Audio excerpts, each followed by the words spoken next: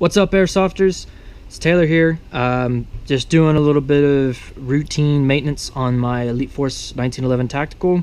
Kind of getting ready for today's local field play in Midland, Texas. And I wanted to bring up everybody's attention, those who will watch this. I wanted to bring up your attention for maybe a concern on the Elite Force 1911s. And this is for the Elite Force 1911 Tacticals, the Elite Force 1911 GIs, and the KWC or KWS, I cannot remember at the time. Same gun, but the same concern for the Elite Force could be the same for these guns as well, since they are interchangeable parts, just a different name brand with Colt trademarks, which is very cool.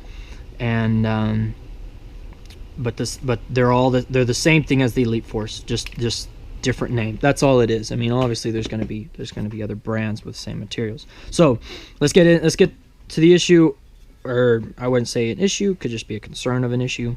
So it starts with this part. It's mainly this part, this piece, and this part sits inside your gun like so, right here, like that. Okay, and you got your grip safety, your actual grips, mag release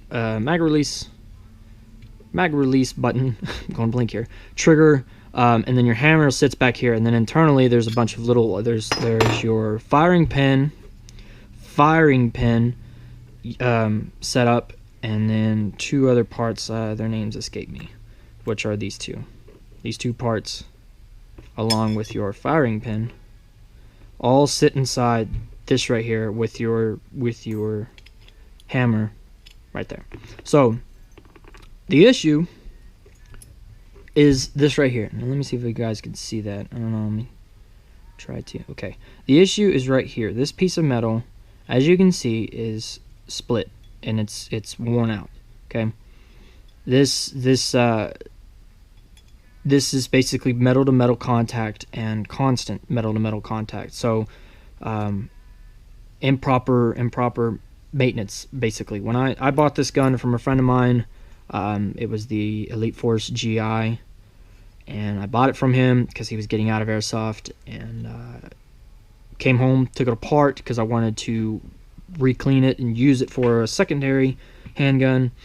And I saw this, and so I realized, well, hell, I can't do nothing about it, so I'm just going to use it as parts. And sure enough, I found this gun, bringing this back into camera, I found this gun and used parts that I thought were better from the Elite Force and used it into this one to make this one a reliable handgun. So, and it's already lubed, used it last weekend. So my theory of it though is your firing pin unit, this is your firing pin. This is the original off of this gun, the Elite Force GI, whereas mine for the tactical is right here already and kind of lubed and ready to go. You can see that little block right there is your firing pin. This piece right here is your firing pin, and then there's a spring that connects to it that keeps it, that brings it back, obviously. And what my theory is the spring right here from constant turning, just basically just metal to metal contact, just wears it out like so, just like that. So my suggestion, always